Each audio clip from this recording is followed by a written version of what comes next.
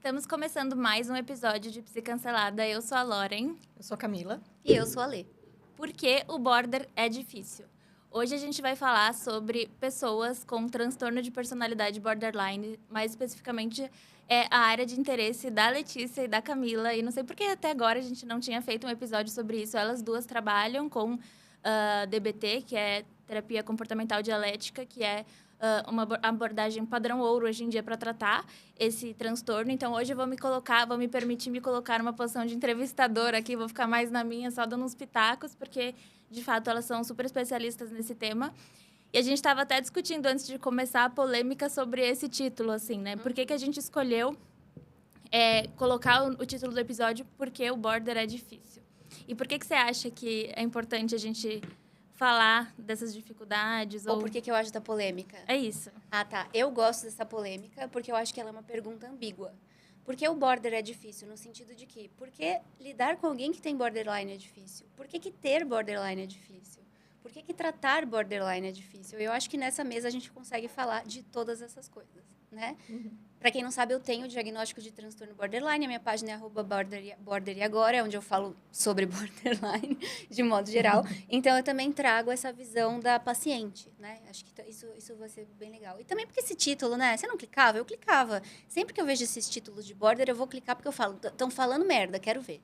Mas aqui a gente não vai falar merda. E merda não falta, né? Na internet, não, inclusive, a gente estava falando sobre isso. border, né? Porque, assim, tem muita coisa que a gente poderia falar a respeito desse tema, mas a gente pensou em trazer alguns mitos, inclusive, porque o que mais tem na internet é desinformação sobre transtornos psiquiátricos no geral, eu acho, né?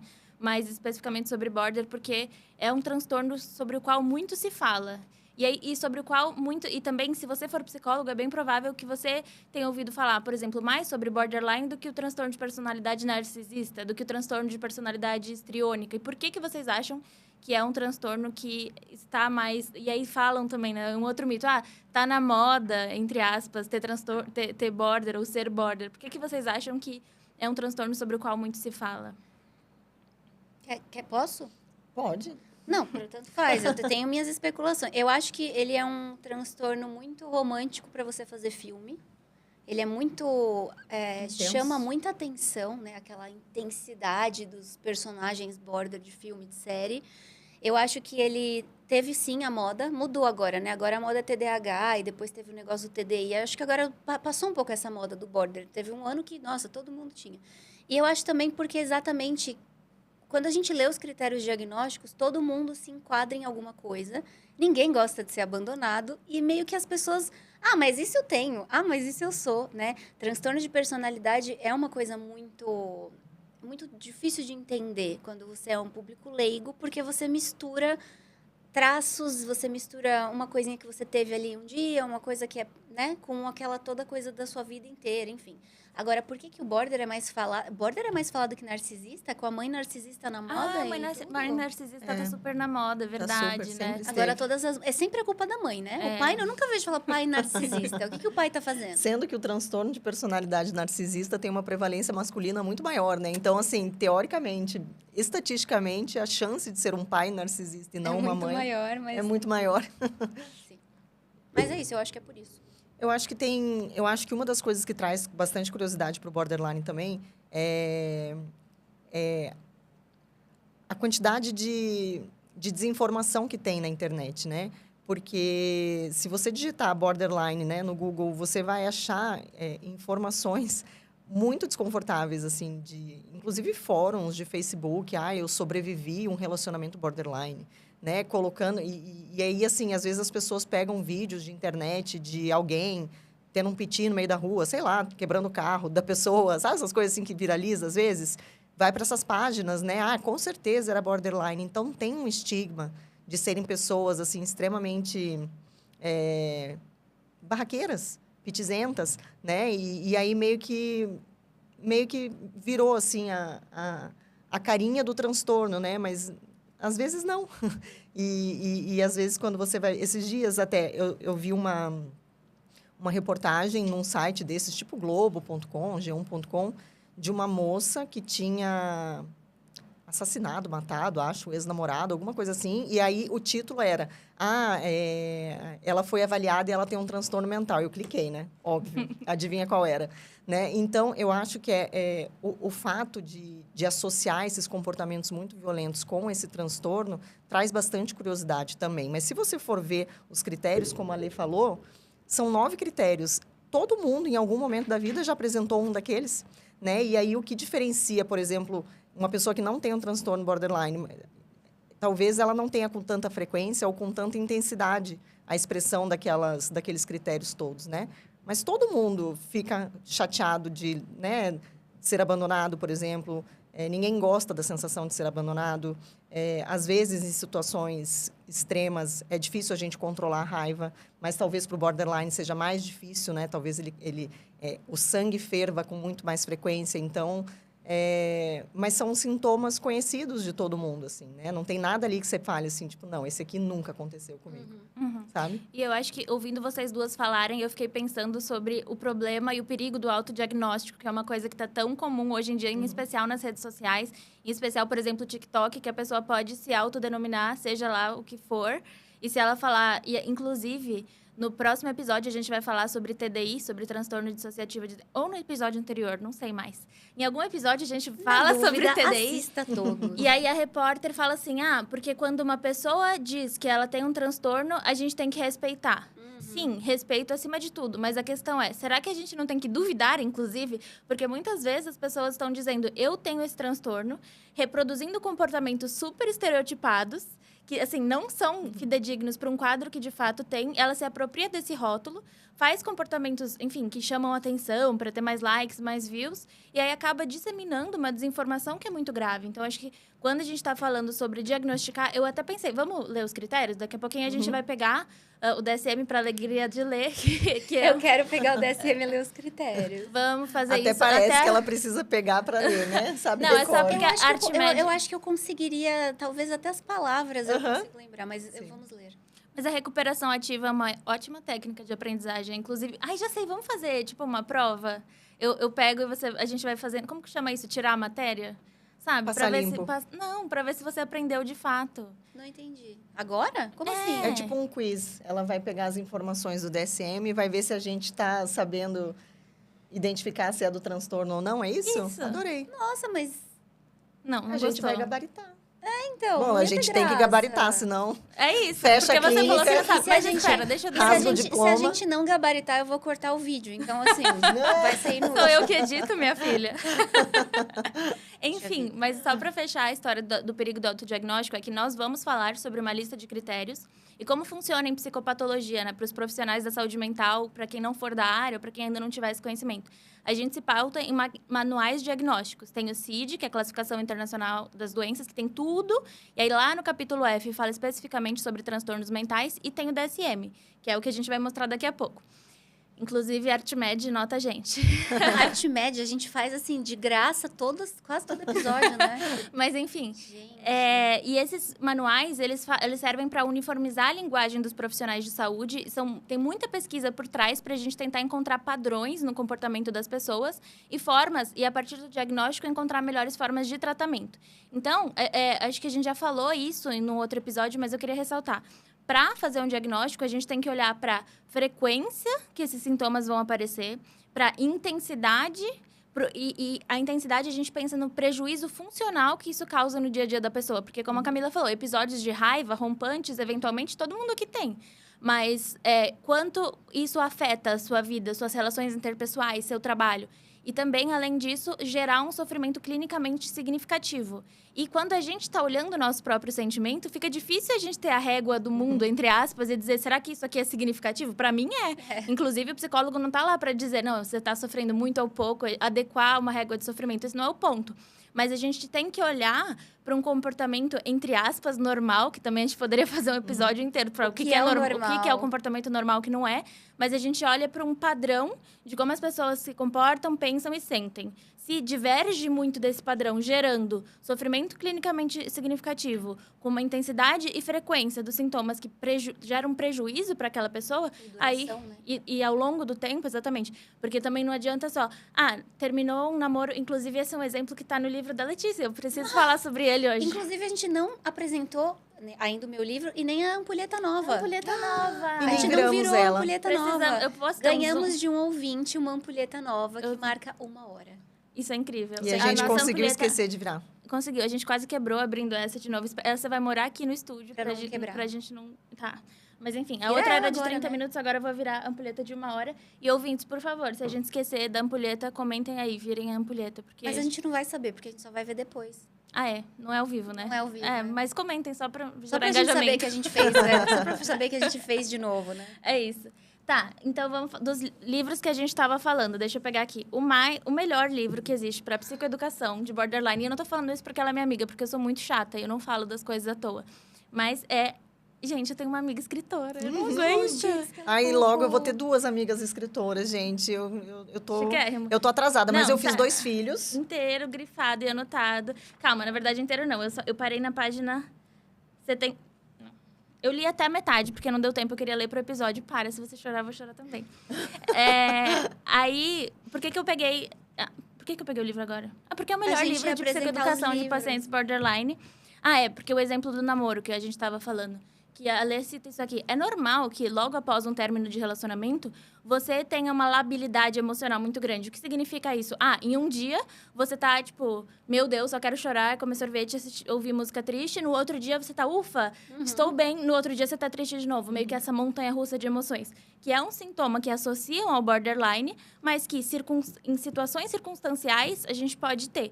Então, um psicólogo clínico bem capacitado e um psiquiatra, eles vão saber o que é esperado, entre aspas, pelo contexto que está produzindo aqui e o que diverge do que seria esperado. Então, reações tão intensas, tão frequentes e desde uma idade mais jovem, ou enfim, se manifestando várias vezes em diferentes contextos, pode indicar a presença desse sintoma. Eu acho que a gente pode falar da questão da montanha-russa, eu adorei, porque eu pensei aqui, né? Todo mundo vai na montanha-russa, mas algumas pessoas moram ali. E aí que o negócio fica feio, né? Aí onde é que pega. Então, Gostei. sim, as pessoas vão na montanha-russa. Você pode ir, às vezes, você pode ir bastante até, mas assim, você mora lá. É esse que pega. Mas dá pra sair, tá? Pra quem mora, dá pra sair. É verdade, eu queria dar... Será que eu deixo uma ponta de esperança agora ou No final. Vou deixar no final. No final, porque a gente vai falar de critério, vai Tá ficar bom. pesado. Quer mostrar o DSM? Só pra você... Eu quero mostrar o DSM. Só porque isso virou Garota uma... propaganda Artmed. Gente, esse é o DSM. Eu amo muito esse carinha aqui.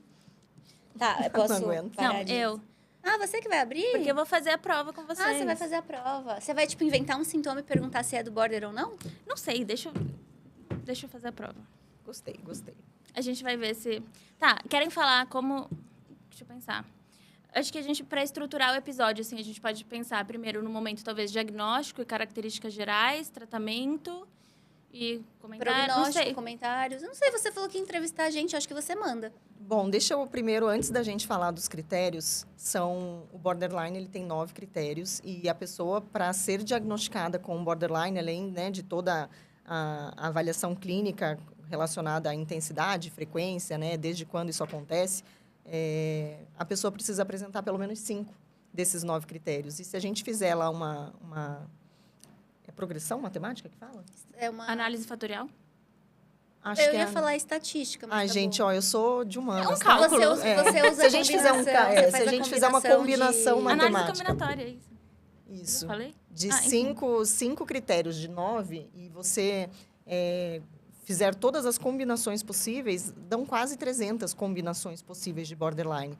E essa é uma das grandes críticas também que existe com relação ao transtorno, né? Porque para um mesmo transtorno existem diversas apresentações. Então, por exemplo, tem pacientes minhas que, apesar da raiva ser um dos critérios mais fortemente e amplamente divulgados, né? E mais estigmatizados do transtorno, eu tenho pacientes borderline que são extremamente pacíficas. E para elas fica uma sensação muito assim, mas será que eu sou? Né? Ela tem, sei lá, 8 outros, mas não tem o da raiva. Nenhum dos critérios são obrigatórios, entende? Então, a gente pode pegar pessoas completamente diferentes, Sim. com níveis de gravidade e de Isso e de também prejuízo. não é marcado, né? Não existem marcações de Exato. gravidade. Não existe nada assim que a gente consiga avaliar leve, moderado e grave, por exemplo, né? A gente só diz que tem ou não tem. E aí, quase 300 combinações possíveis. É muito difícil. E aí, uma das coisas que que às vezes as pessoas me pedem assim, eu acabei de receber o diagnóstico, né? Me dá filme, série que tenha personagem borderline para eu poder ver, para eu poder, né, me identificar ou não. Eu falo, oh, meu Deus, eu tenho até medo. Porque, né, para vocês terem ideia, um dos filmes que a personagem principal foi diagnosticada com borderline e ela é uma história verídica, ela era uma serial killer americana, que é o Monster. Como é que eu vou chegar para uma paciente minha que acabou de receber um diagnóstico de borderline? Atração fatal. E falar assim, olha só, tem um Monster com a Charlize Theron. Né? A mulher é uma assassina, entende? Então, assim, mas aí todo mundo é? Não. Né? É muito difícil. Olha, eu ainda não matei ninguém. Mas, assim, às vezes, não sei dizer se até quando, né? Eu não tenho borderline, mas eu passaria com o carro em cima de umas pessoas.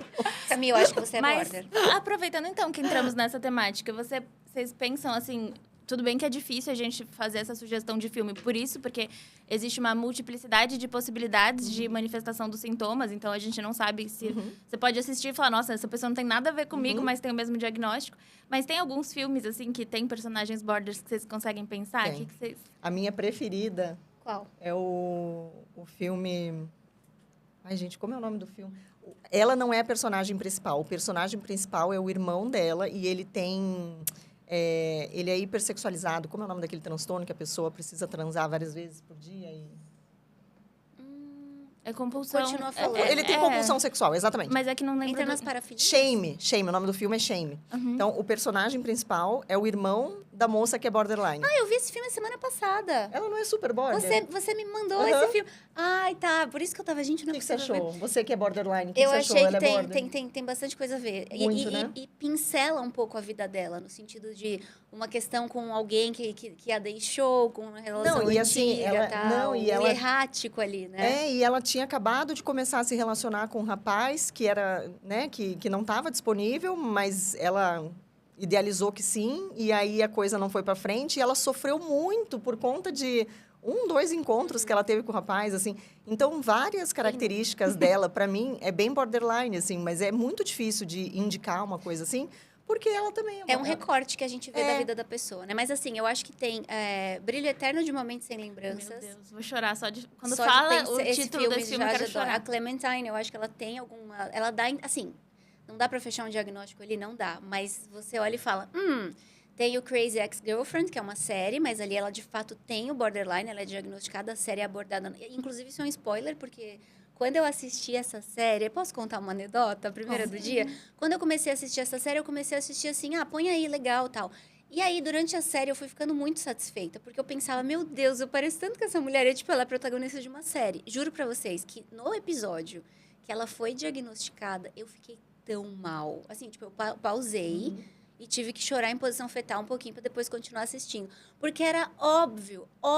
E eu assim, nossa, eu sou assim, nossa, eu faria isso, nossa, eu já fiz isso. Mas você percebe que até o título, às vezes, pode soar e ele é desconfortável para quem, né? A minha ex-namorada louca. E é uma piada, assim, é de propósito, porque eles abordam esse tipo de tema, né? Essa coisa do transtorno mental, enfim, é um seriado que provoca em alguns sentidos.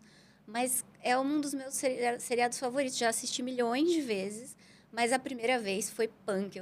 Inclusive, eu estava no sofá com a minha mãe assistindo e começou a dar ruim na vida da personagem. Eu vou no psiquiatra, não sei o que. Eu comecei a ficar meio assim. Falei, puta que pariu. Só falta. E aí a hora que o brother começa a ler os critérios, eu falei, não vou conseguir assistir essa série mais. Aí eu parei. Fui chorar, posição fetal, não sei o que, depois eu continuei. E o final é muito legal. Eu acho que essa série ela é muito legal para quem tem o transtorno. Porque, não pelo final ser feliz ou não feliz, eu não vou dar spoiler, mas assim, tem um propósito na história. Ela mostra coisas de uma época que a pessoa está bem, porque também a gente tem esse imaginário que o borderline está loucaço o tempo todo, né? Não, ela trabalha, ela é super bem sucedida na carreira dela, a vida amorosa dela é um caos. As amizades também são meio assim, né? Aquela história, ela valoriza, desvaloriza, enfim. Então, é muito legal, porque aí você vê uma pessoa que é um border, vamos dizer assim, entre aspas, o border médio, que deu um ruim ali no meio do caminho e depois, né? Enfim. E mostra também algumas memórias dela mais nova, que a coisa era um pouco mais difícil. Então, é muito legal, é o meu favorito. Também tem o Garota Interrompida, que eu não gosto muito, mas também fala especificamente do diagnóstico. No entanto, tem um olhar bem psicanalítico, me incomoda um pouco. Até porque é um filme mais antigo. A gente falou mal da psicanálise de novo. Ok. Saudades, dessa fala vez mal fui da eu, Dessa psicanálise. vez fui eu. Tem um outro filme que se chama Objetos Cortantes, eu acho. Sharp Objects. Sharp É Objects. perfeito. Com a moça que fez. Amy Adams. A Meu Desencantada. A Deus. Encantada, aliás. É Gente, ótimo esse. daí é uma série no HBO, Sharp Objects, que é objetos afiados, É, essa tradução, e ela literal? tem escrito... É esse que ela tem É escrito porque coisas não no tá corpo? traduzido, Tá bom. acho, o título. O título Então, tá como eu acho Sharp que tá em Objects inglês mesmo. mesmo, então procurem. Aquele caso também é interessante, embora não se fale nem no livro, porque eu fui procurar depois, não tem a palavra borderline, não aparece. Mas a gente identifica por conta É, de a alguns gente comportamentos, né? Tem um outro também que também é com ela, que era apenas um sonho. Eu acho que a mãe, tá no meu Instagram, eu já esqueci, mas eu acho que a mãe dela ali tem uma característica bem border. Enfim, se eu lembrar demais eu falo. Mas assim, todos os filmes que eu assisto que... e tem um que é daquela... mas é que... Enfim, tem muitos filmes onde as personagens principais, invariavelmente a mulher, né?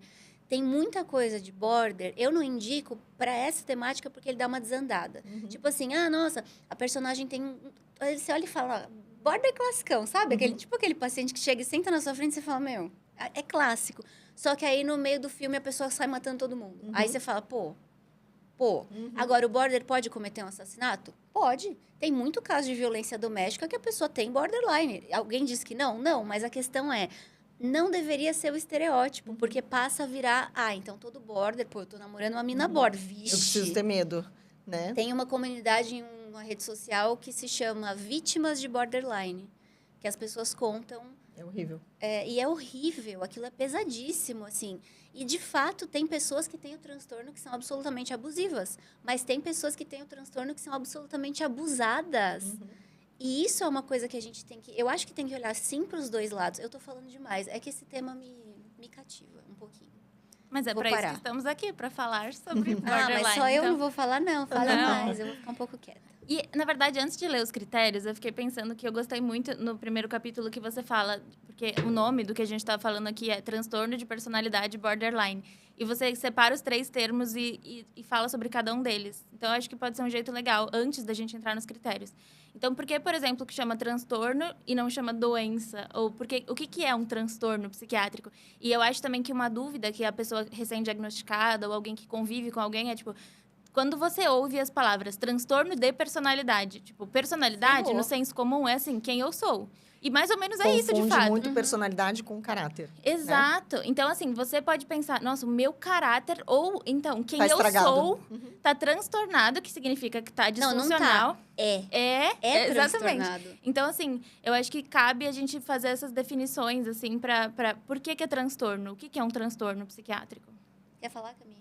Ok, vamos lá. A gente não fala doença... Assim, existe aquilo. Doenças mentais são tão reais quanto qualquer outra doença. Essa frase é válida. No entanto, existe, assim, se a gente for pensar... Um preciosismo, do ponto de vista, né? Enfim, do ponto de vista, sei lá, semântico, de significado, o transtorno, ele não tem uma causa específica, muito embora a gente saiba que todo transtorno é multifatorial, né? Quando a gente fala de um transtorno psiquiátrico. Ele não tem cura, ele tem tratamento, ele tem remissão. E ele não é uma doença, porque a doença ela é uma coisa que a gente já sabe...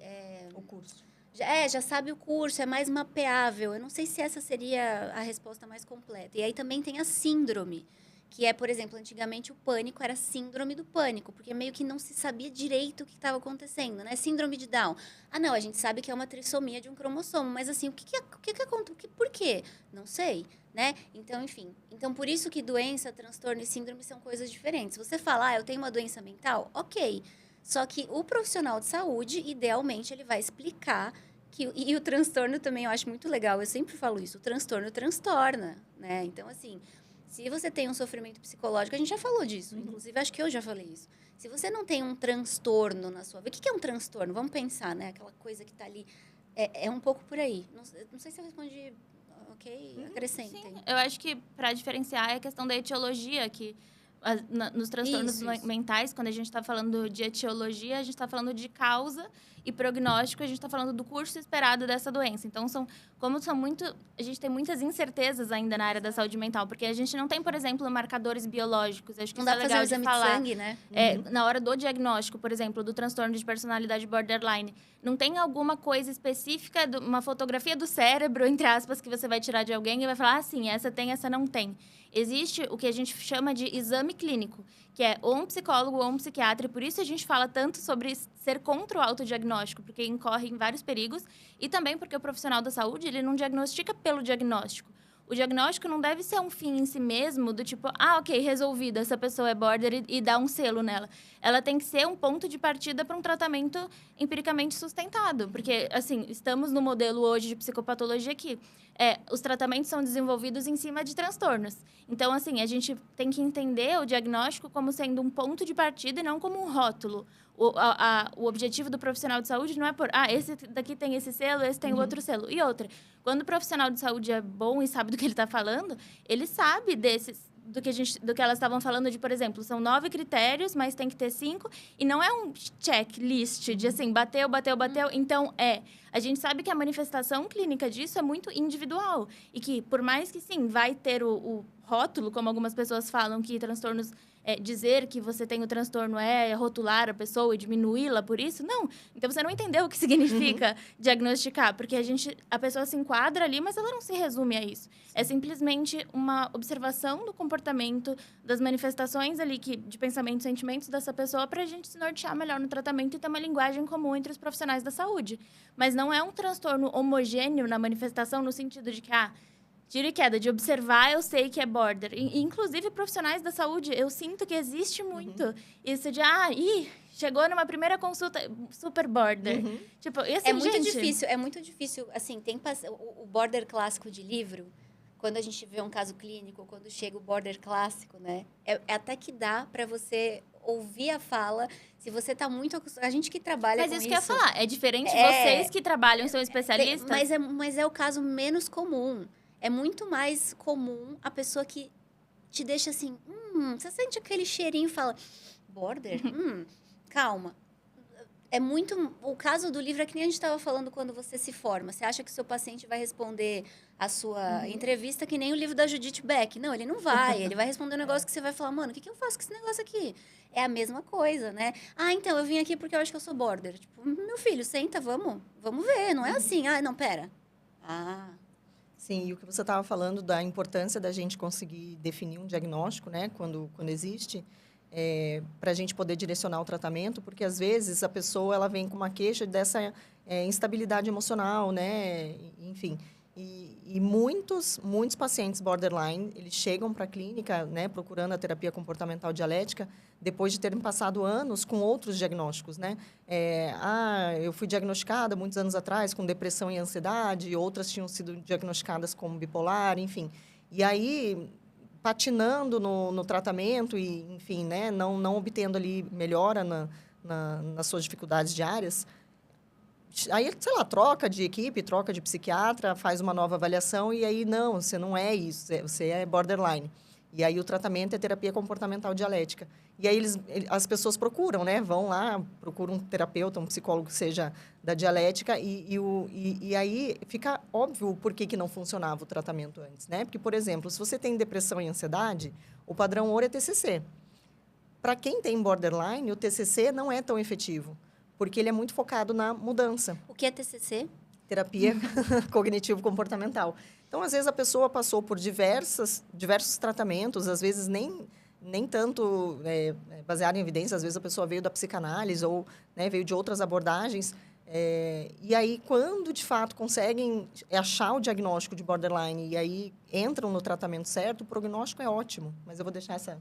E você sabe que eu tô vendo esse movimento contrário agora, eu não sei se é porque o border estava na moda, mas eu tô vendo muita gente que, não só na clínica, mas inclusive, mas assim, tem o diagnóstico de border e não fecha. Assim, não. Você olha e fala, acontece também. Como assim? Não entendi. Porque a pessoa não tem.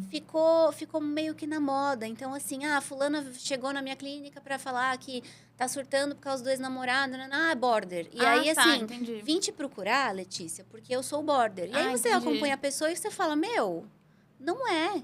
Não é isso. E normalmente isso é recebido com frustração. Porque, de certa forma, eu acho que tem... o diagnóstico ele não é um fim em si, mas é como se você tivesse agora eu faço parte de algo, né? E não sei se... acho que não tem tanto glamour você falar assim, eu tenho depressão e ansiedade. Acho que hoje em dia as pessoas querem uma coisa mais legal, assim, não sei. Eu posso estar sendo bem errada. Mas você sabe que várias pessoas que chegaram com, né, que tiveram um diagnóstico de bipolar e depois de algum tempo descobriram que tinham um borderline, elas ficam um pouco frustradas. Porque parece que o bipolar, ele é muito mais aceito socialmente sim. do que o borderline, né? Então, quando a gente fala... Preferia ser bipolar. Muitas pessoas preferem ser bipolar. Apesar de que a apresentação dos critérios e da apresentação dos transtornos serem completamente diferentes. Aliás, vamos falar sobre isso? Porque eu acho que, no senso comum, a acepção de bipolar virou uma coisa muito diferente do que na clínica a gente formalmente entende como bipolaridade. Então, eu queria perguntar para vocês, assim, qual é a diferença entre transtorno bipolar e transtorno de personalidade borderline? Porque vamos pensar num leigo, né? Os dois têm essa labilidade emocional. Às vezes tá feliz, às vezes tá triste. Vamos dizer, os dois polos. Vai o polo da excitação, da alegria, de sentimentos que a gente refere como mais positivos. E o polo inferior, que é um polo mais depressivo, mais introspectivo e tal. Se existe labilidade emocional nos dois casos, qual é a diferença? E existe labilidade emocional em diversos transtornos, vários. Uma coisa se sobrepõem. A minha resposta para essa pergunta mudou. Antigamente eu respondia do outro jeito, agora eu mudei minha forma de falar. Eu gosto de começar explicando que, se eu sou bipolar, a minha vida pode estar super boa. Nossa, minha vida tá incrível. Eu fui promovida, tô com um namorado maravilhoso, tô rica, não sei o quê. E do nada, eu posso ciclar para depressão. Por quê? Porque o meu cérebro funciona de uma forma diferente.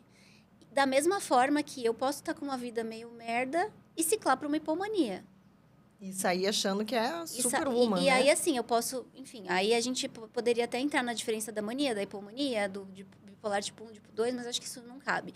O bipolar, ele tem sim que manter um acompanhamento psiquiátrico com remédios, provavelmente para a vida toda, porque o cérebro dele funciona de um jeito diferente, uma coisa mais orgânica. O border, ele não fica triste, feliz do nada. Nunca. Existe assim... Eu tô aqui com vocês gravando o podcast, aí eu recebo uma mensagem da minha namorada falando que não vai querer sair comigo hoje porque tá cansada. Azedou o dia. Azedou. Acabou. E aí depois ela me liga de repente e fala, tava brincando. Aí, nossa, eu tô muito feliz. Então, existe um gatilho, existe uma influência do ambiente e, em geral, tem a ver com a questão do abandono, do outro, a questão do... Muito relacionada com as relações interpessoais, Sim, né? E a instabilidade de modo geral, né? A questão ali da bipolaridade é o humor. A questão do borderline é a personalidade. Então, só daí a gente já troca ali os caminhos, né? E a questão do bipolar, ele é muito mais estável que o border, né? No sentido que ele mantém um estado de humor por muito mais tempo do que o borderline. O borderline, ele tem diversas manifestações de humor ao longo do dia e muito reativa ao que está acontecendo no ambiente dele. Então, chegou atrasada no trabalho, o chefe olhou torto, já comecei com o pé esquerdo. E aí, é como se as coisas fossem se somando, porque o borderline ele tem um retorno muito lento para o basal. Então, ele a vulnerabilidade biológica, né, que são as 3 características principais aí para explicar o transtorno, é a vulnerabilidade biológica, a reatividade, né, então, essa alta resposta, né, que eles têm frente às coisas. Ativação mais rápida. E o retorno lento para voltar para o seu estado de calma. Então, as coisas na vida do borderline vão acontecendo e é como se o copo fosse enchendo. Sim. Antes que ela conseguisse se regular e voltar de novo para o seu estado de calma, outras coisas foram acontecendo. Então, quem olha de fora uma crise, por exemplo, né, de uma pessoa que tem um borderline, ela está vendo só o que aconteceu imediatamente antes da crise. Né? Então, por exemplo, vamos supor que várias coisas aconteceram no dia da Letícia até ela chegar aqui.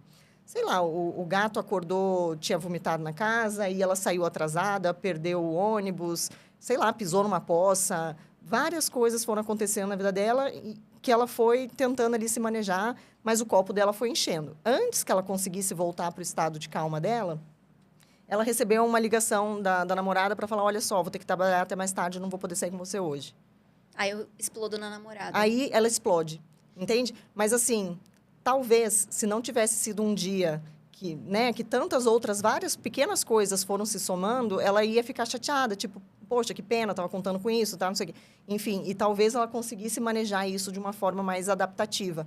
Mas como foi uma somatória de coisas e como ela ainda estava tentando voltar para um estado, né, basal dela, que já não é no zero, o estado basal do borderline já é alguns degraus para cima, ela explode. E, às vezes, o gatilho é, de fato, uma coisa muito pequena, principalmente para quem olha de fora, né? Então, é por isso que borderlines, em geral, são muito invalidados ao longo da vida. Porque quem olha de fora pensa, nossa, mas ela só não vai poder jantar hoje, né? Vocês marcam amanhã. Às vezes, para quem está de fora, é uma coisa tão simples de resolver. Sim. Mas, para quem está ali sentindo, porque tem essa hipersensibilidade, assim, uma coisa, né... tão forte. Isso eu acho importante a gente falar, né? O que é a desregulação emocional? Apesar de eu tentar muito, eu não consigo controlar o que eu sinto, como eu expresso o que eu sinto e quando que eu sinto, né? Ah, mas assim, ninguém consegue controlar a emoção. Não é controlar do tipo, eu nunca mais vou sentir raiva. Mas é uma emoção que ela vem como se fosse uma onda ali e te derruba. E aí são as 3 características que você falou. Então, a pessoa tem a desregulação emocional quando ela tem o nível de base já baixinho, demora para subir, não, né? Demora para voltar e qualquer coisa estimula. Eles sentem com mais força, reagem muito mais rápido, porque doeu mais, e, portanto, eles demoram muito mais tempo para se acalmar. É difícil, assim, pensar, né? É a tal da montanha-russa, você está o tempo todo meio no carrinho ali, né? E para cima também, né? Isso que as pessoas... Isso eu acho que é pouco falado. Para cima também. Você vai para cima, ui!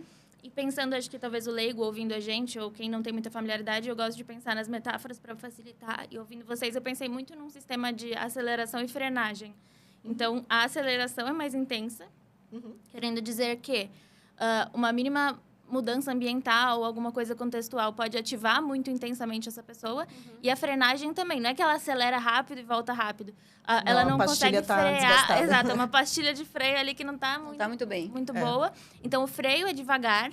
Só que, às vezes, nesse processo de tentar frear, também vem outra coisa que faz acelerar mais. Aí tem a casca de banana, né? E aí vai batendo em outros carros no caminho, escapa da curva. Mas eu fui anotando várias coisas enquanto vocês falaram. E eu não sei se eu concordo com você dessa diferença de border e bipolar. Porque me pareceu que não existe tanto um lastro ambiental para a bipolaridade, enquanto no border tem. Mas eu acho que se a gente investigar todo episódio, por exemplo... bom, eu ia fazer uma auto-revelação que eu acho melhor não, mas enfim. Eu acho que todo episódio depressivo e de hipomania ou de mania num quadro de bipolaridade, se a gente for procurar os fatores desencadeantes, a gente também vai achar. Eu não sei se... talvez eles estejam mais evidenciados no border, porque, isso? Assim, se fosse assim, uma pessoa bipolar que tem a vida sem nenhum percalço, ela nunca ficaria depressiva. Né? Ou, senão, assim... Mas quem tem uma vida sem nenhum percalço? Não, mas imagine que pudesse ser possível colocar a pessoa, entendeu? Existe uma dissociação no sentido de que, porra, por que eu fiquei assim? Tava tudo bem, sabe? Então, existe mais facilidade em encontrar o que ativou o border do que o bipolar, é isso? Não é mais facilidade. Aqui no border, necessariamente, tem algum gatilho. No bipolar, não necessariamente. Tá. E aí, eu acho que... E também, o que eu fiquei meio, assim, com a resposta que eu fiquei pensando... É que eu acho que hoje, a gente conhece muito mais a neurobiologia da bipolaridade do que do transtorno de personalidade borderline. Pode ser que daqui 10 anos a gente ouça esse episódio e... nossa, tá tudo errado. Vamos ter que regravar. Vamos regravar de novo. A gente já vai estar na temporada 10. Mas tomara. Que tenham novas pesquisas e as coisas eu ia falar, avancem. tomara que a gente chegue até a temporada 10. Não, porque hoje, eu vejo hoje em dia... Porque eu tenho muitas críticas. Eu vejo hoje em dia muitas pessoas, assim, existem muitos estudos apontando diferenças no cérebro do borderline. No entanto, nem todos os estudos são bons. Os N's, ou seja, o número de pessoas que são estudadas são poucas. A gente sabe muito pouco sobre o cérebro para bater o martelo e falar, não, peraí, eu vou fazer uma radiografia, uma ressonância e vou te falar aqui o que você tem. Não, Não tem. E muitas pessoas caem nesse tipo de armadilha. Eu acho que eu tenho border, então eu vou ter que fazer uma avaliação neuropsicológica. Não, você não vai. Você não precisa disso. Pode ser legal para complementar a sua avaliação diagnóstica? Pode, mas você não precisa. Eu acho que eu tenho border, eu passei num neuro. Não precisa. Eu acho que eu tenho border, então eu fiz um teste genético para... Não, isso não tem evidência. Eu acho que, assim, além da gente não ter... porque algumas pessoas batem o pé comigo quando eu falo isso. Não, mas eu li que a amígdala, não sei o quê.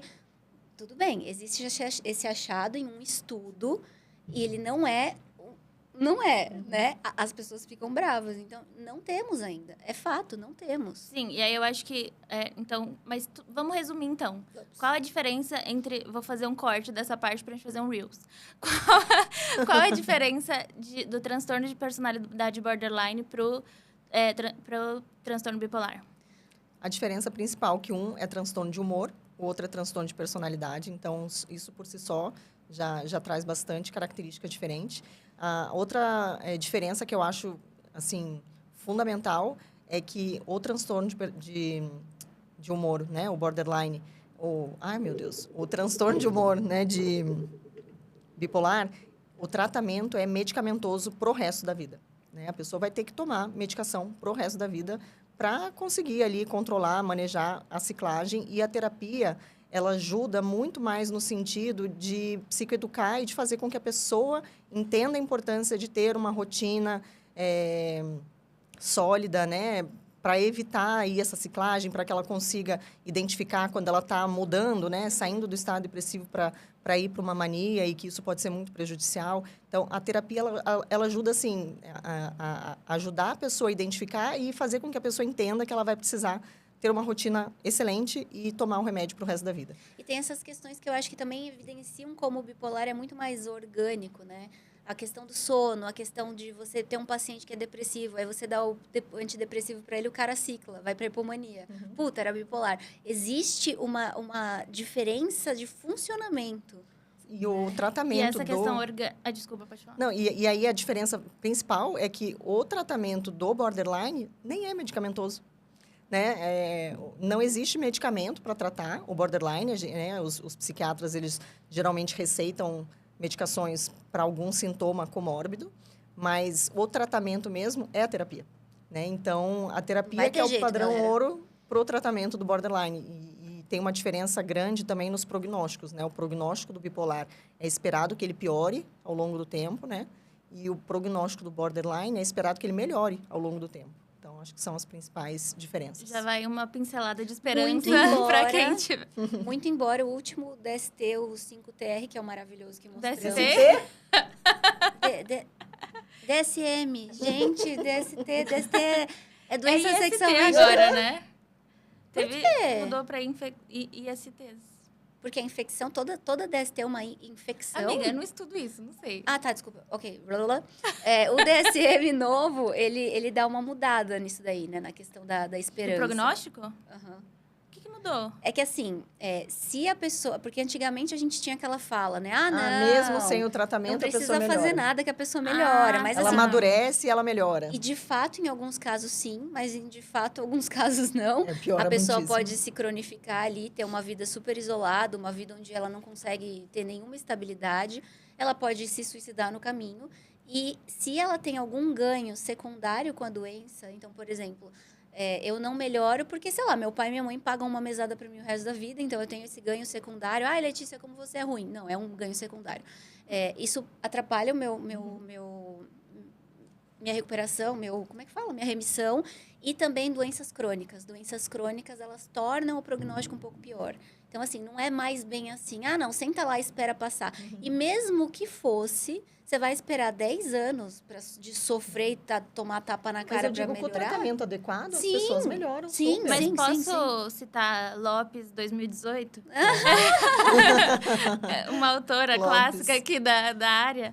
Ela falou assim, tem um trecho que ela fala de prognóstico, que ela fala, de maneira geral, é comum que as características do TPB, que é transtorno de personalidade borderline, sejam amenizadas até a metade da vida adulta, então por volta de 45 anos. Então, é mais nítido a manifestação de sintomas até nessa primeira metade da vida. Em especial, geralmente começa no final da adolescência, início da vida adulta, mas aí, enfim, parei de citar. Muitos pacientes relatam melhoras significativas já no início dos 30 anos. Então, ainda que apareça no início da vida adulta, se a gente for olhar em termos de anos, não são tantos anos em que a sintomatologia está mais intensa. Só que o mais importante vem agora, que é importante ressaltar a correlação entre anos de vida e anos de tratamento. Apenas envelhecer não vai tratar o transtorno de personalidade borderline por si só, porque grande parte da melhora vem no tratamento psicoterapeuta. E aí você cita um estudo, que eu não tenho aqui a referência exata, mas que dentro de 10 anos de tratamento, 88% dos pacientes apresentarão remissão sintomática. É revisão da DBT, isso? Uma revisão? Eu não lembro de cabeça qual isso, mas no DSM mudou também isso daí. Mudou? Eles colocam... Peraí, deixa eu tentar lembrar.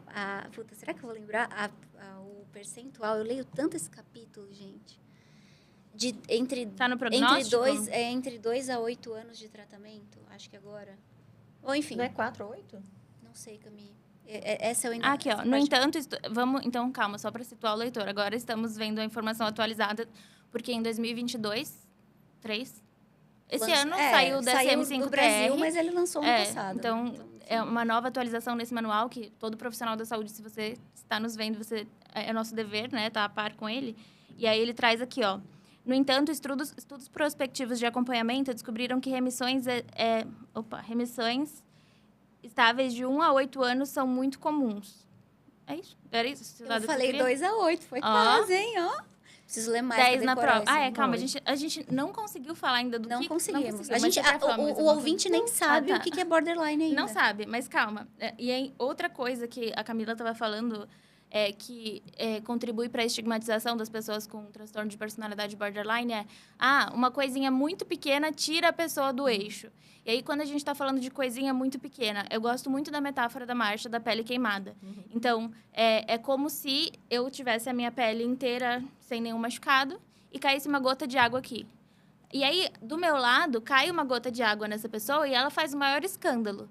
Aí eu vou falar, nossa, mas eu senti a gota de água, foi só uma gota de água, porque ela está fazendo o escândalo. Só que eu não estou vendo que a pele dela está com uma queimadura de 2º ou 3º grau, que faz com que a dor de qualquer microestímulo seja muito grande. Então, a gente pega essa metáfora e transpõe para a vida psíquica dessa pessoa, que, assim, às vezes uma estimulação que para você não é aversiva ou é quase irrelevante, para aquela pessoa, naquele contexto que ela tem, é muito... dolorida. Então, é aquela história de ser gentil sempre, porque a gente não sabe como que isso chega na outra pessoa, né? Mas tá. Então, essa história da hipersensibilidade. E aí eu queria falar também a gente estava definindo transtorno de personalidade.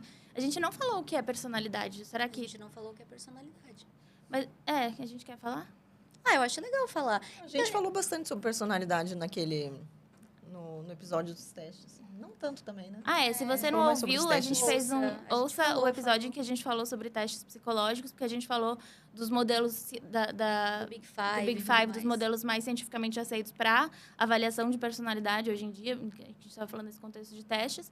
Mas, para quem não ouviu o episódio... Eu acho que, basicamente, para um entendimento, assim, geralzão, a personalidade é o jeito que você é e existe no mundo, né? Como você funciona. Não é, por exemplo, eu sou tímido. Isso faz parte da minha personalidade. Eu tenho um temperamento meio esquentado, perco a paciência rápido. Isso faz parte de quem eu sou, né? Então, é o jeito que você é e está no mundo. Eu não sei se tem alguma outra metáfora que a gente pode usar... Acho que a Landeiro fala, é a espinha dorsal do que você aparenta, enfim. Mas assim, de modo geral, é o que você é, né? O seu jeitão. Uhum. E isso que é o problema do transtorno de personalidade. Porque o transtorno de personalidade, ele olha pra sua cara e fala assim, sabe o seu jeito? Então, é uma bosta. Aí você fala, ok. Mas tem uma outra característica do borderline, que ele é egocitônico. Então, a pessoa, ela demora um pouco para identificar que o jeitão dela tá trazendo prejuízo. Ela eu sou assim mesmo. Eu sou assim mesmo, sou esquentada mesmo, eu não sei o que mesmo. Até a ficha cair de que não, o jeito que eu estou funcionando realmente está inadequado, realmente está desproporcional e eu preciso de ajuda, demora.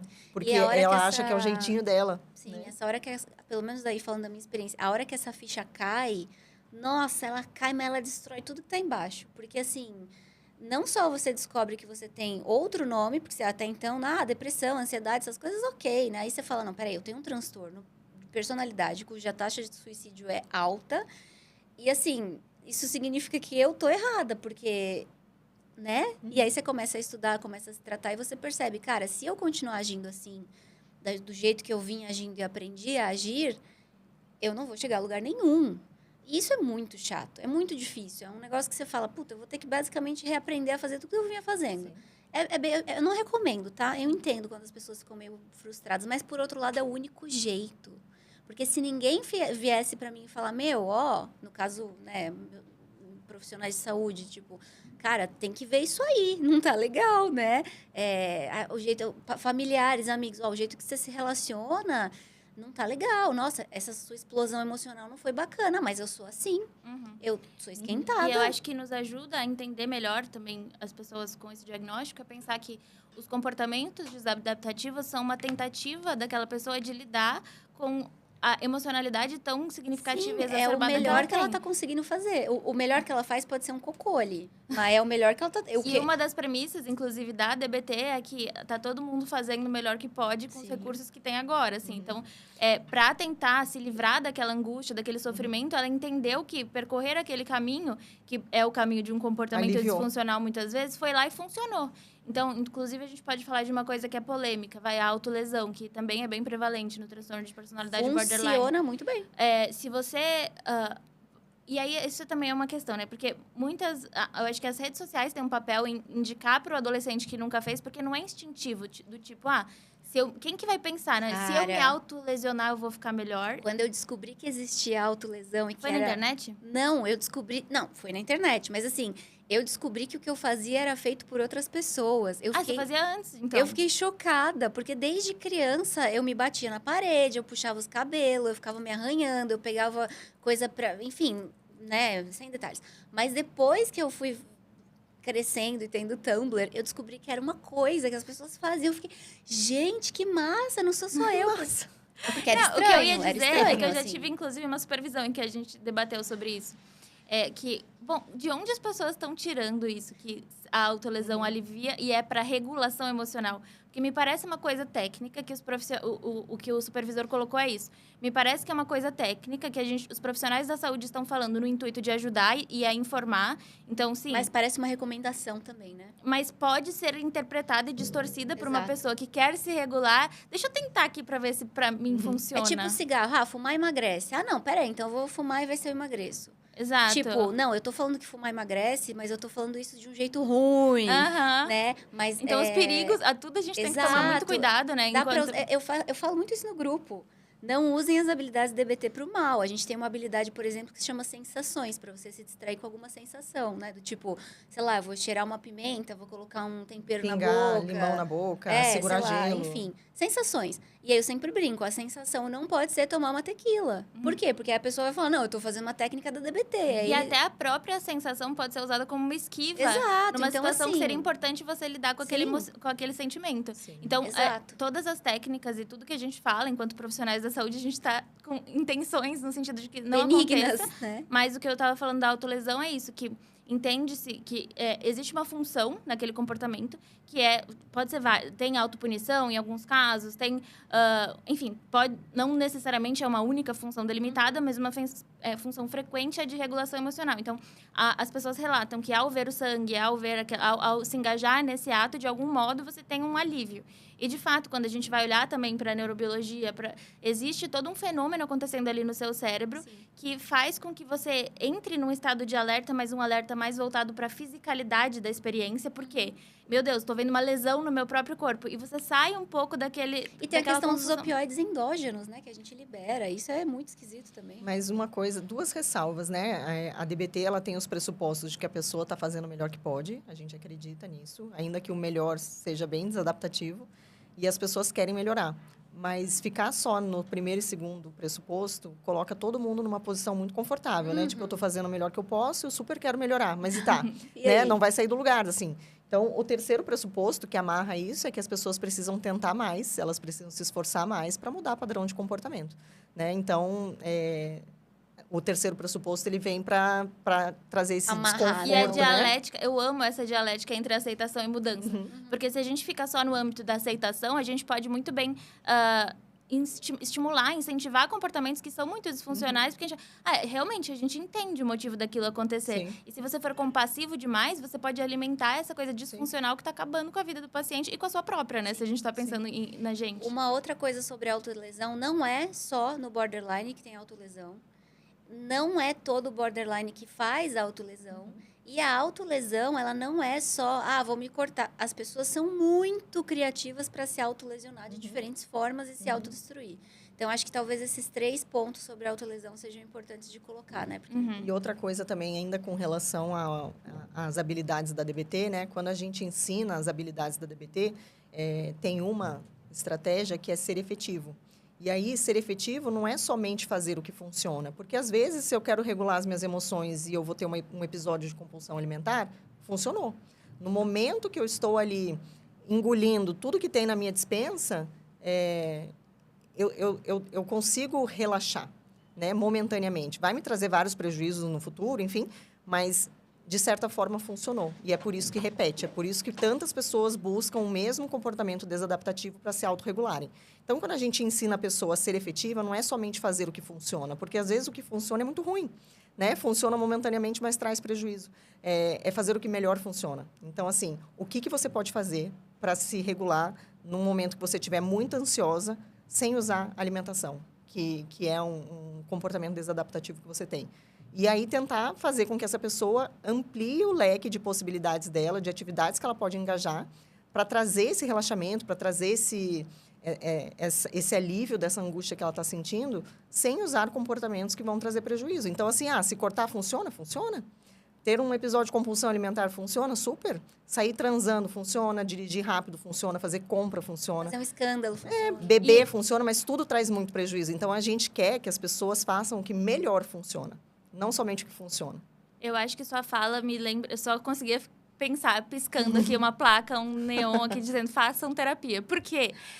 Quem não ouve, quem não sabe disso, não entende... Aliás, a gente pode achar que os psicólogos entendem o comportamento dessa pessoa e vão ficar ali num espaço de escuta e que a psicoterapia serve simplesmente para ficar ouvindo a pessoa...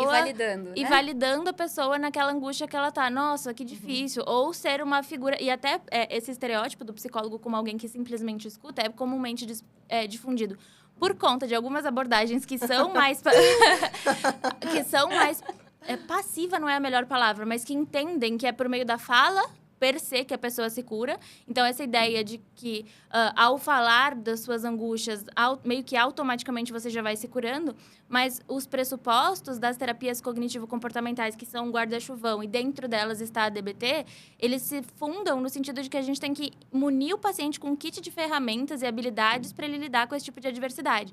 Então, sim, vai existir validação, vai existir um espaço de escuta afetiva, de interesse genuíno na história desse paciente, em que ele pode se narrar e ir reescrevendo a história dele enquanto protagonista, mas, paralelo a isso, a gente acredita, e não acredita numa fé ingênua, mas a gente acredita porque os dados mostram pra gente que adquirir esse conjunto de ferramentas te ajuda a ter uma vida muito mais funcional, te ajuda a ter uma vida que o que a Marsha Linehan sempre fala, que vale a pena ser vivida. Então, na psicoterapia, se você acha que é um espaço para falar e que, minha psicoterapia é o bar, minha terapia é fazer academia, minha terapia é Uber. Vou fazer compras. Então, de fato, talvez seja, porque terapêutico.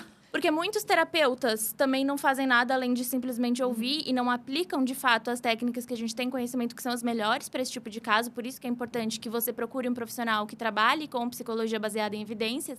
Mas essa fala ficou na minha cabeça, tanto se você for o paciente que está tendo esses comportamentos desadaptativos, quanto se você for a pessoa que convive com esse paciente. Por quê? Por exemplo, uma briga de casal. A gente tem sempre o estereótipo que é a mulher, né? Mas, enfim, de fato é um transtorno mais prevalente em mulheres, mas, ok, são 2 namoradas. Uma delas vai lá e grita para outra, e aí a outra fica quieta. Bom, gritar funcionou. E a gente não tá dizendo que ela gritou do nada. A gente entende o contexto que levou a pessoa a gritar. Mas gritar é a melhor forma de ter um relacionamento interpessoal saudável. Por isso que vai ter todo um módulo no treinamento de habilidades que é sobre efetividade interpessoal. Então, tá tudo muito amarrado na DBT. Eu tô amando que você tá muito da DBT. Eu também. Tô DBTeira, a gente né? debetizou. A gente debetizou ela muito. Vocês viram, foram 3 meses aqui sentada falando com elas no podcast. Que A eu gente virei uma vai te DBT. incluir no nosso esquema dos grupos, né? Mas vocês vão me muito. julgar se eu conciliar a TCC clássica com DBT, assim? Eu concilio a TCC com a DBT na clínica. então tá eu não bom. atendo só border. Eu amo a TCC. Assim, Ok. eu não vou dizer que eu gosto mais, porque aí seria um crime. Mas eu gosto muito da TCC. Eu tenho minha abordagem de estimação. Pode me cancelar. Mas a DBT é muito legal. Ela é Eu tenho me fofa, encantado, né? de fato, assim, Sim. com... E essa questão da dialética que a Camila pontuou, assim, né? Que até os pressupostos básicos, tipo, tá todo mundo tentando ser o melhor, sim. Mas o outro pressuposto, pra quem olha, fala, nossa, mas esse contradiz o primeiro. Sim, porque é dialético.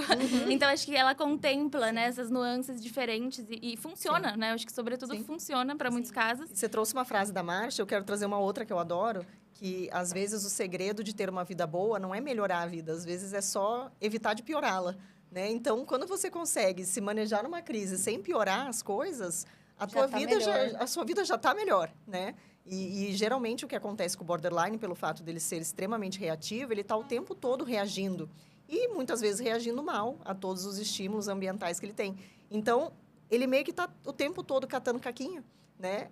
E a partir do momento que ele consegue não piorar as coisas, ele tem menos caquinho para catar. E aí ele fica menos vulnerável. E aí, de repente, ele está funcionando muito melhor. E aí ele tem menos coisas que desencadeiam emoções extremamente intensas nele, né? Então, é como a gente fala, né? A bola de neve do bem. Porque quando existe a bola de neve, né, que te leva para baixo, né? Ladeira abaixo, você é hipersensível, você reage muito mal a uma situação ambiental sua que aconteceu, e aí você explode, tem uma crise, e aí o teu ambiente responde te invalidando ou contra-atacando. E aí é mais uma crise que desencadeia. Então, quando a gente consegue não ter a crise, o ambiente fala, opa, olha só. O que eu faço agora? Né? Então, assim, o ambiente, porque existe essa questão transacional do transtorno, né? Do transtorno, na verdade, da nossa vida. Tudo que eu faço impacta o meu ambiente e o contrário também. Tudo que acontece no meu ambiente me impacta, né? Então, eu digo, se eu chegar numa padaria, né, e falar super ríspida com a atendente, falar, porra, me vê 2 pães aí rápido, que eu tô com pressa, né? Enfim, qual a chance dela me dar um sorriso e me desejar um bom dia quando ela for me entregar um pacote de pão? Nenhuma, né? Então, cuidar da forma como a gente se apresenta nos ambientes, né, faz também com que o ambiente se apresente de uma forma muito mais gentil conosco também. Então, seja a mudança que você quer ver no mundo. Que bonitinho. Né? Eu acho que, eu tô olhando para a ampulheta, eu acho que a gente tem que falar dos critérios, mas antes de qualquer critério, eu acho importante ler a frase que está no comecinho começo da descrição ali no DSM, ele coloca que é um padrão difuso de instabilidade na autoimagem, nos relacionamentos. Me ajuda aí. Tá quase. Um padrão difuso de instabilidade das relações interpessoais, autoimagem, afetos e de impulsividade acentuada. Essa frase, que começa no início da vida adulta, porque quando a gente fala assim, nenhum critério é obrigatório, tudo bem, mas o que define o transtorno é um padrão difuso de instabilidade nas relações interpessoais, na autoimagem, e afetos e a impulsividade acentuada. Então, assim, eu tenho 4 critérios, 5, 6, mas, assim, existe uma pessoa errática de modo geral, instável de modo geral, né? Porque quando a gente fala nenhum critério é excludente, sei lá, é excludente que fala? Nenhum critério é necessário, obrigatório, tudo bem, mas a gente tem que levar em consideração toda a descrição, e não só, eu li os critérios de 1 a 9, So what?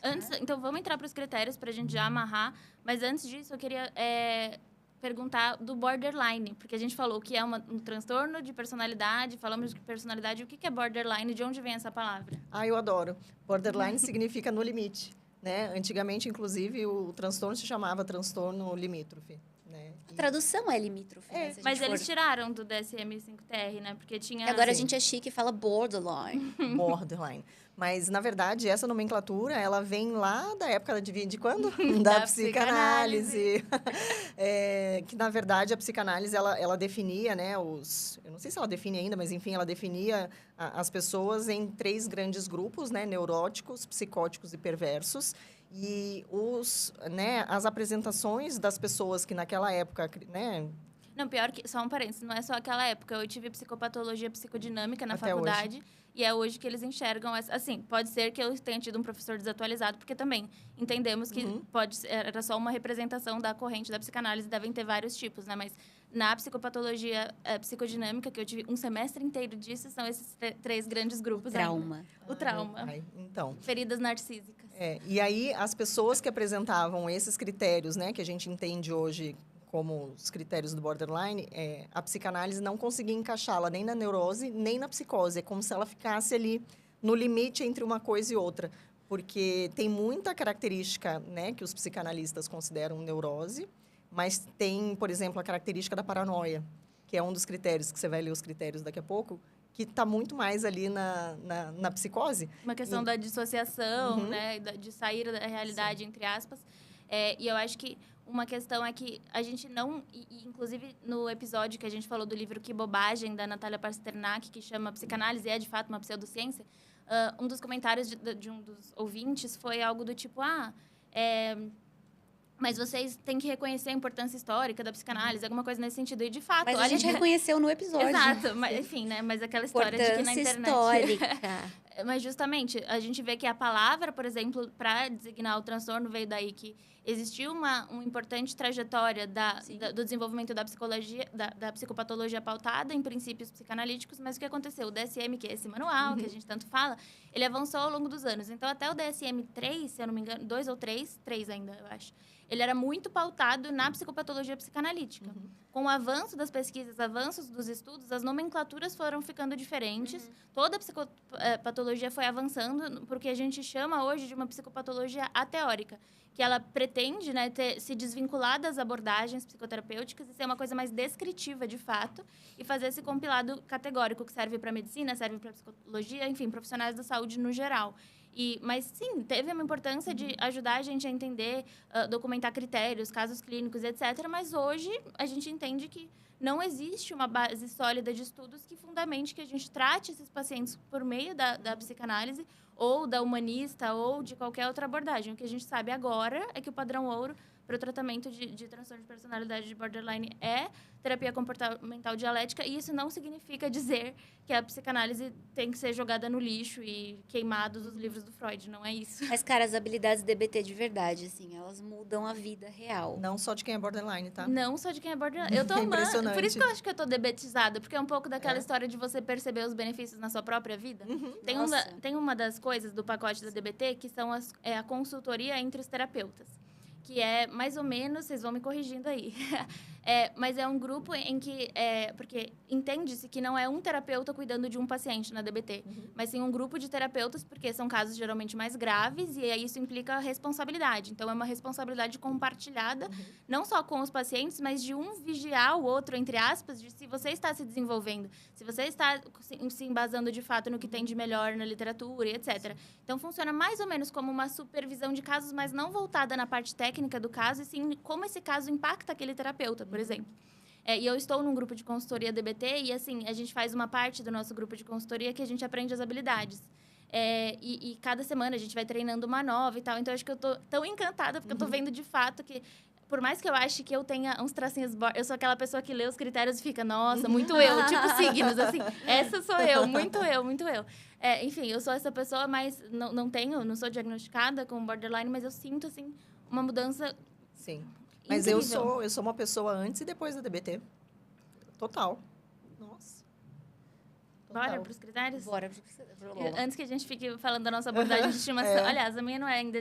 Eu sou em cima do muro, como sempre. Eu também sou em cima do muro. Eu tô limítrofe entre a TCC e a DBT. Ok. Mas tá. Você lembra? Era só isso que eu queria Vamos fazer. ver se a gente lembra a ordem de Era todos? isso que eu Tá queria. bom, Aí você Primeiro me reprovou. padrão de relacionamento. Medo do abandono. Medo do abandono. Primeiro é medo do abandono. Primeiro é medo do abandono. Sim, mas o quê? Esforços abandono, frenéticos para evitar um abandono, seja pode ele ser real ou ou imaginado. Perfeitas. Esforços. Então, tá bom, deixa eu contextualizar, porque do nada eu voltei pro Do DSM. nada a Se gente, você for um ouvinte que não tá vendo o vídeo no YouTube, vá pro YouTube, se Dê inscreva um no like nosso canal. também. Porque nós temos uma meta de inscritos. Mas, enfim, Temos? é isso. Temos. Ah, temos. Temos. É uma meta de temos aumentar exatamente. inscritos. É verdade, aí depois a gente dobra a meta. E no Spotify também coloca 5 estrelinhas pra gente, porque isso ajuda muito a trazer essas informações com base em ciência, com base nas nossas vivências e estudando muito, muito, muito essa área. Então, e envia para um amigo também, se ele te falou sobre isso, se ele recentemente talvez falou que ele tem um diagnóstico, que ele está investigando, ou simplesmente se ele for um curioso da psicoterapia, manda no seu grupo da sala da faculdade, se você for estudante. Enfim, momento jabá terminado. Se você não está vendo o vídeo, eu estou segurando o DSM e aqui a gente vai dar uma olhada nos critérios e a gente está fazendo, na verdade, um teste, uma prova, para ver se elas vão ser aprovadas. E até agora, 10 de 10. Então, antes de começar a listagem desses 9 critérios, lembrando que fazer o diagnóstico não é dar check em sintomas. Isso é teste da Capricho. Isso é teste da Verdade. Capricho. Estamos só compartilhando um pouquinho do que o clínico tem que saber, um pouquinho das ferramentas técnicas que o psicólogo tem que ter para trabalhar na clínica, mas um exame clínico perpassa em muitos outros âmbitos que a gente não vai ter tempo de esgotar aqui, mas é só para vocês terem um glimpse, um vislumbre do que está por trás. Olha, traduzi instantaneamente. sem nem Maravilhoso. precisar. Tá. Então, esforços desesperados para evitar abandono real ou imaginado. Acertaram. 2. E só para explicar, esse imaginado, tem que às explicar, vezes, né? às Não é vezes só- a pessoa não foi de fato abandonada, só Sentiu que sim. imaginar que pode acontecer, ou só imaginar, né, que tá ali, que o namoro está sendo ameaçado, ou qualquer coisa, já é o suficiente para desencadear, né, uma reação muito intensa. Sim, o exemplo da mensagem de texto da namorada da Minha namorada imaginária. da suposta namorada da Letícia. Então, não vou poder jantar hoje. Amor, não gostei. A Significa... pessoa nem existe, eu já tô com ciúmes. Tipo, onde ela Amigos tá? imaginários, manifestando desde a infância. Ok. Mas enfim, tá, exemplo da mensagem. E também tem muito de TCC nisso, porque o que significa para você a pessoa dizer não posso jantar com você? Sim. O que é abandono pra você? Significa um abandono. Quando a gente está fazendo um questionamento socrático, às vezes a gente vai chegando que para a pessoa um ato ou uma situação que é cotidiana, vai Um cancelar boa noite sem emoji. Boa noite fudeu. sem emoji. Sem os pontos de exclamação Acabou. todos, ele foi frio. Exato. Então, assim, é mais a leitura de como é feita, a lente dessa pessoa do que a realidade concreta, né? Mas, enfim. Sim. 2, quem lembra? Um padrão estável de Padrão estável de relacionamentos que oscilam entre extremos de desvalorização Idealização e desvalorização. Eu não vou nem... Tá bom, vou ler só pra ver como vocês foram perfeitas. Um padrão de relacionamentos interpessoais instáveis e intensos, caracterizado pela alternância entre extremos de idealização e desvalorização. Tá bom. Como assim extremos, Letícia? Por quê? Os extremos é do tipo, você é a melhor pessoa do mundo, eu vou casar com você, eu te amo muito. E aí você fala pra mim, não posso te ver hoje, então eu te odeio. Vai embora, também não, Não quero quero saber de mais. Que porra é essa? Nunca você foi uma péssima namorada o tempo todo. Que... Esquece tudo que eu falei. Basicamente, você colocar e tirar a pessoa do pedestal. Sim. Porque você coloca ela no pedestal muito rápido, né? Você se apaixona numa intensidade, assim, absurda e muito rapidamente. E aí a pessoa faz que você, né?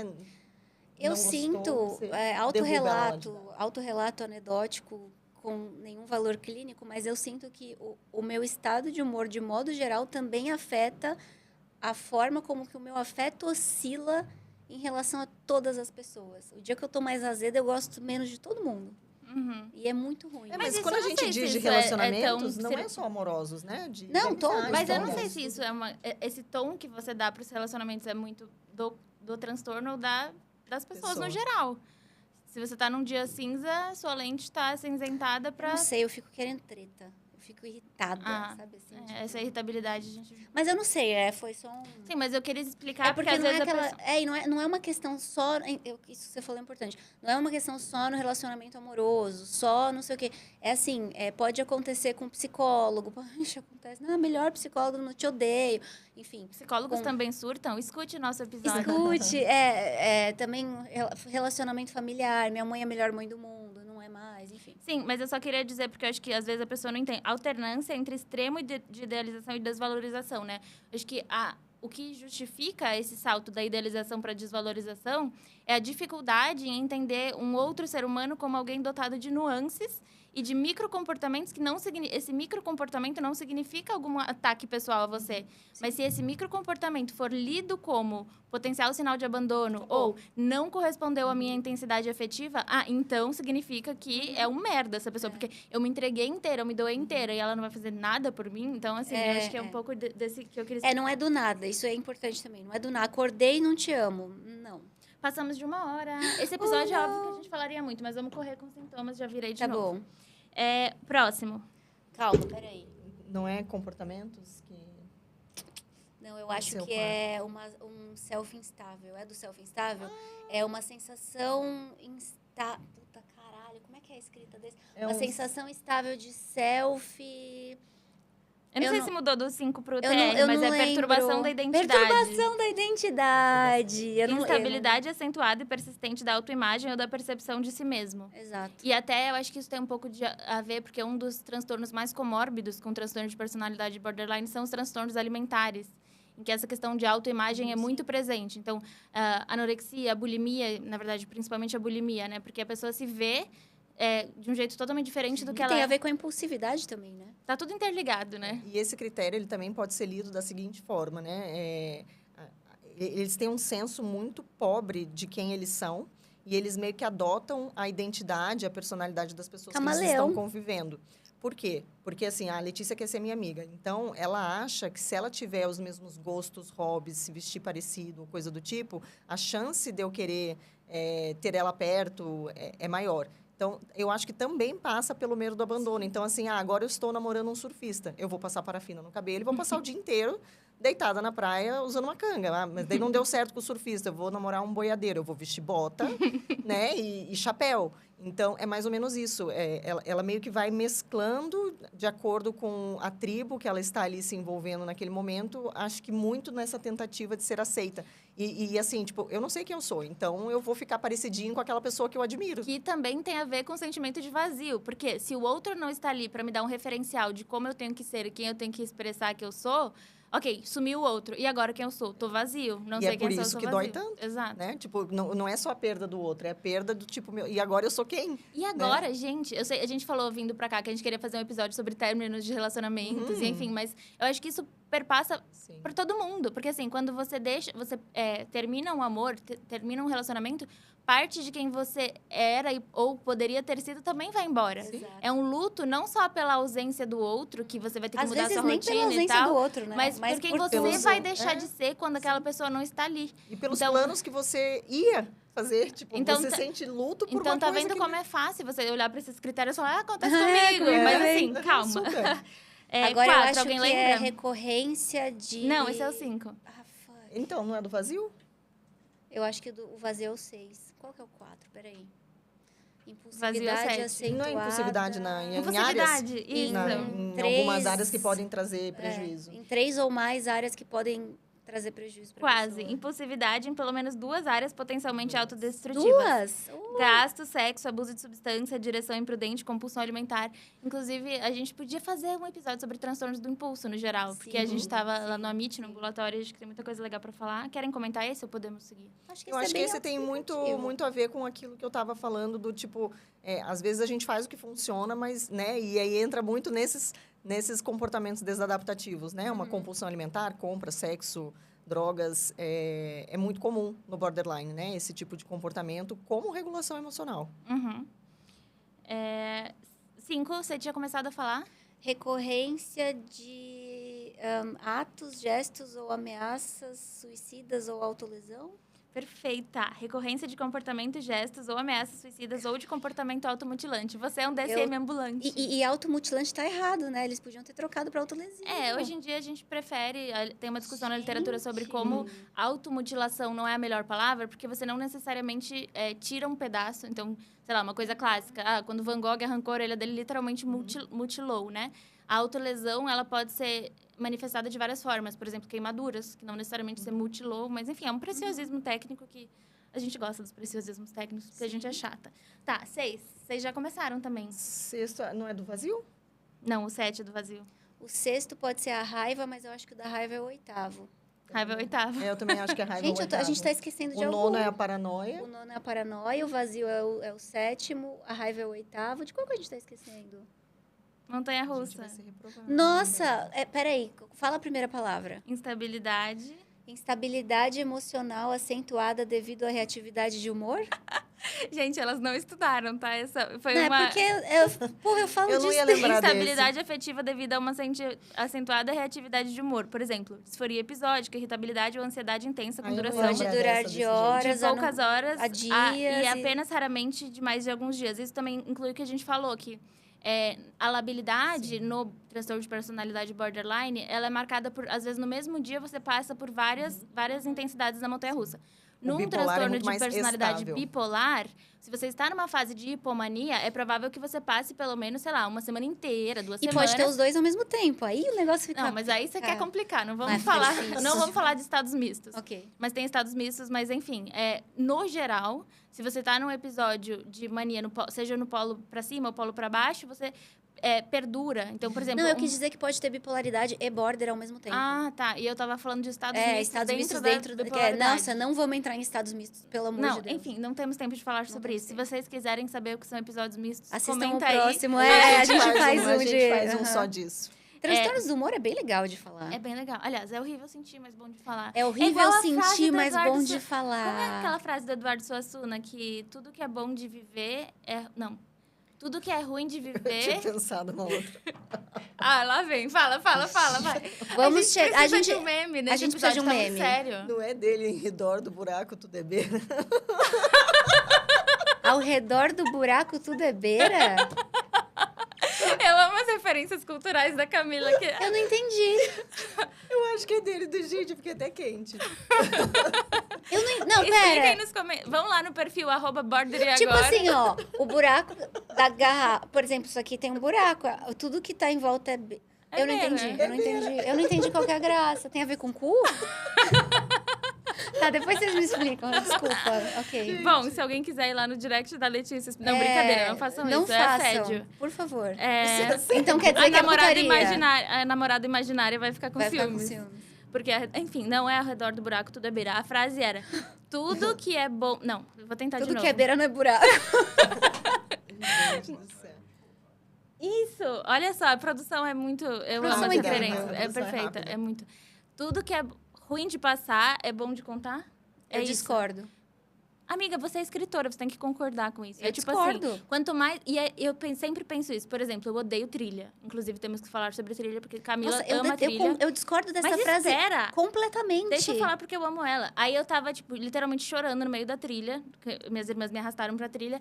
E aí elas falaram, você vai poder escrever sobre isso. Aí eu fiquei, tipo... eu continuei chorando. Mas, assim, me deu um ânimo saber que...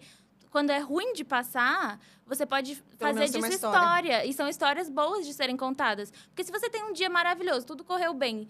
As histórias dramáticas e instáveis são muito mais... Inclusive, você começou o episódio dizendo que esse transtorno é apelativo por ser intenso e pela labilidade. Então, quanto mais dificuldades... Olha, eu particularmente preferia não ter o diagnóstico e não ter que contar sobre ele. Mas assim, Tá eu bom, entendi. mas o que é ruim de passar não é bom de contar? Eu acho que pode ser útil, nem sempre é bom. Mas não vou problematizar a frase. É isso, a frase é ótima. Obrigada. De nada, meu amor.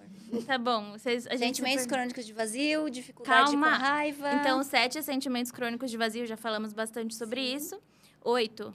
Dificuldade de lidar Não. com a raiva. Começa com raiva. Tá bom, raiva intensa ou desproporcional. Ou explosões. Raiva intensa e inapropriada ou dificuldade em controlá-la. Por exemplo, mostras frequentes de irritação, raiva constante, brigas físicas recorrentes. E aqui entra um pouco daquilo que a gente falou de estereótipo. De fato, pode se manifestar, mas se a pessoa tiver 5 dos 9 critérios, ela fecha. Não necessariamente... Até porque as emoções são intensas. Não só a raiva. É o que a gente defende. Isso é o que é. É que a raiva, ela é muito mais... É muito mais vista, ela é muito né? mais chamativa quando expressada. Mas a intensidade emocional, ela não escolhe a emoção. Ah, eu só sou intensa na raiva. Não, eu tenho intensidade em fucking tudo. E, então, enfim. E por isso que é romântico também, né? É Eu ótimo. acho que assim, você sente uma paixão, numa intensidade muito... Alegria, tudo que é... Inclusive, pra cima é muito acentuado, né? Na verdade, pra cima, às vezes, você passa vergonha. Do tipo, Letícia, calma. É eu tô te horrível. socializando aos poucos. Você tá me socializando, eu tô sendo adestrada, mas olha... Esse é um dos critérios, né, que, na verdade, o borderline todo, a gente acredita, né, as pessoas que estudam o borderline, que a prevalência não seja 75% de mulheres, né, tão maior em mulheres, né, que ela é muito mais diagnosticada em mulheres, talvez porque o critério da raiva seja muito mais reparado em mulheres do que em homens. A raiva, a expressão da raiva em homens, ela é muito mais aceita. Culturalmente, né? Ele o é um machão. 5TR fala disso também. Ele então, trouxe. a Agora a gente acredita pode que... brigar junto com o DSM. O DSM também briga conosco. Porque assim, quando um homem tem comportamentos de briga, inclusive física, é mais comum, né? Entre aspas, que culturalmente ele tá, sei culturalmente aceito. Defendendo, alguma coisa assim. Ele é Quando uma mulher tem E comportamento... procura Chama menos atenção. ajuda também, né? Homem costuma procurar menos ajuda. Exato. Costuma verbalizar menos um medo de abandono, de repente. Inclusive, homens... eu não sei se ainda é setembro, porque a gente existe num lapso temporal nesse estúdio. Mas se for... Mesmo que não seja setembro, assim... Eu não entendi por que... Setembro amarelo. Eu ia falar da importância... de procurar... entendi. De que o suicídio, apesar de tentativas de suicídio serem mais prevalentes em mulheres, porque, inclusive, dizem que geralmente é porque mulheres usam métodos menos letais, né? Mas não que o sofrimento seja menor em mulheres, mas elas tendem a tentar métodos menos letais, e os homens já vão para métodos que têm maior... Irreversíveis.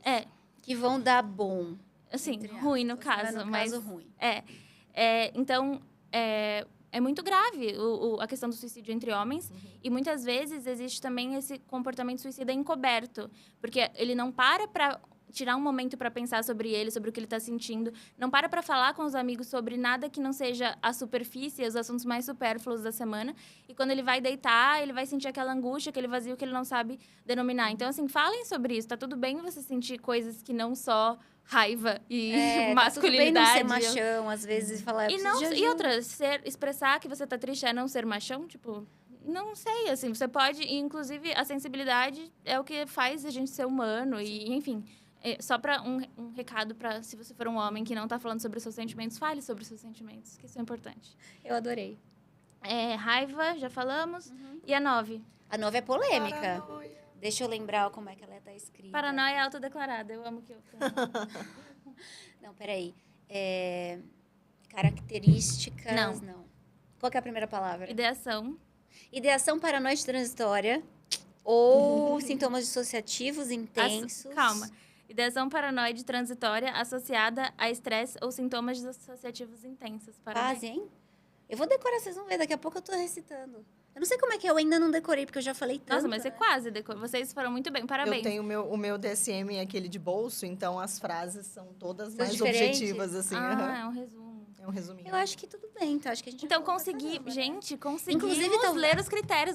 Isso que eu queria começar além dos critérios, foi a última eu coisa acho que a gente poderia até colocar na descrição, Loren do Futuro ou Letícia do Futuro, quem for que editar, coloca na descrição do vídeo que os critérios vão ser falados no minuto X, porque a pessoa pode ser que ela queira saber primeiro. Mas ela tem que ficar aqui até o final. Pessoa, você vai ter que ficar até o final. Se ela já ouviu isso, ela já ficou. Se ela já ouviu isso, ela já ficou, então foi mal aí. Obrigada por ter ficado. Obrigada por ter ficado. Te amamos. Isso. Então, recomendação de bibliografia. Nosso tema favorito. Foi nosso tema favorito. Vocês amaram o episódio? Tanto. Sim. Não muito. Por quê? Porque hoje eu tô sensível. Porque eu sou border. Porque eu sou border. Não a é gente que... pode brincar com ela. A gente tem lugar de fala. Eu tenho lugar de fala. Não, mas essa semana eu tô meio sensível. E eu já falei essa semana sobre... Eu dei uma palestra sobre borderline usando o meu caso clínico como... E não sei, eu tô mexida um pouco. Mas gostei. É que é importante. Mas às vezes eu fico meio... não gosto de ter isso. Mas pense como, assim... Porra, eu tô Qual vai aqui, ser- né? qual vai ser o grão da alguém esperança? responsável pra... O grão da esperança. Pô, eu acho que eu sou um grão de esperança. Assim, posso dar esse exemplo.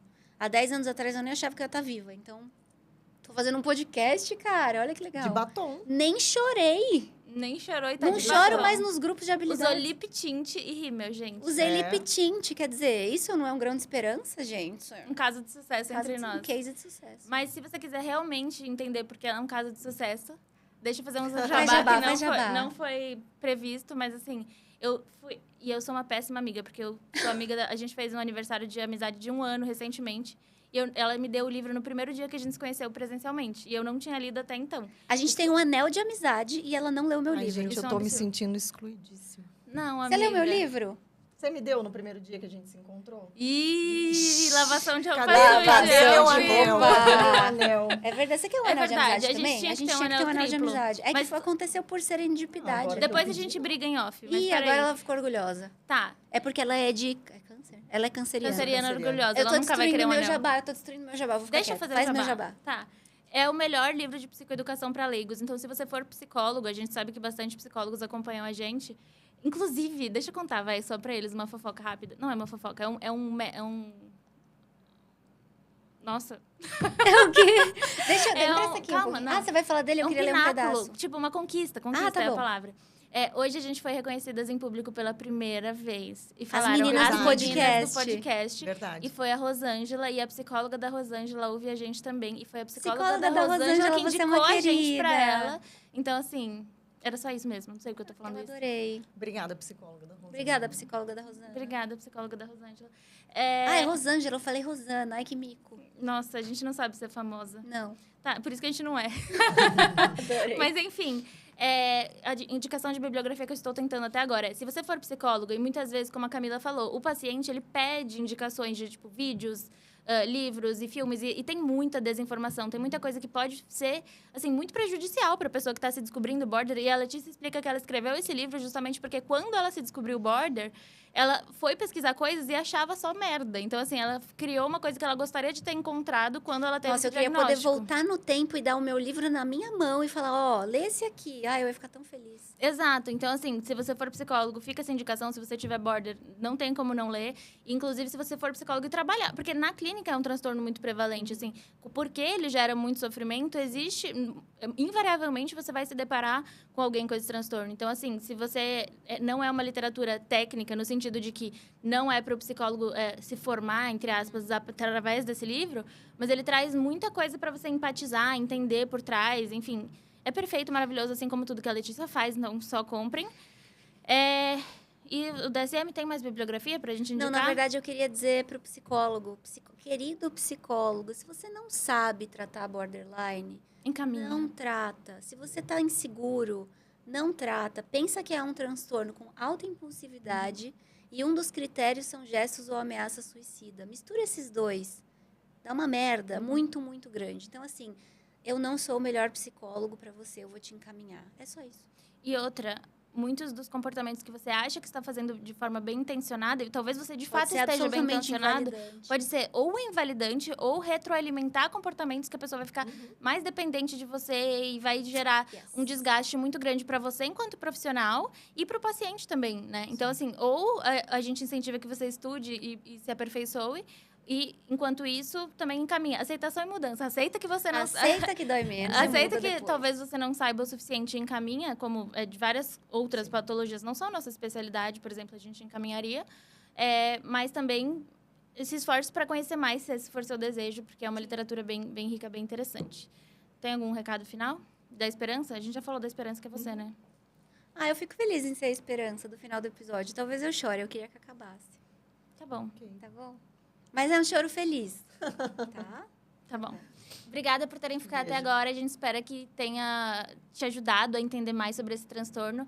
Se você quiser falar de outros transtornos psiquiátricos que você queria que a gente abordasse em profundidade, igual a gente fez nesse episódio, porque acho que é o primeiro, né, que a gente faz falando de um transtorno o episódio específico, acho que inteiro. E tem o DSM inteiro pela frente. Nossa, a então gente podia fazer ter, de todos, né? Um por mês. Todos. O duro é eu conseguir aprofundar em todos. É verdade, a Não, gente não mas a sabe gente- sobre todos. A gente convida pessoas que Não, saibam e a sobre gente pode todos. aprender, a gente pode aprender convidar sobre pessoas todos. que saibam. A gente pode aprender sobre todos? E convidar pessoas que saibam sobre outros. Tá, é que agora eu quero aprender sobre já todos. não sei se eu consigo aprender sobre todos. Não, a gente pode aprender pro episódio. Eu acho que essa reunião pode acontecer depois do fim Tá bom. do episódio. Boa noite, bom dia, enfim. Tchau! Tchau, obrigada por ter ficado Tchau, até gente. agora. Eu acho Nossa, 12 horas de episódio.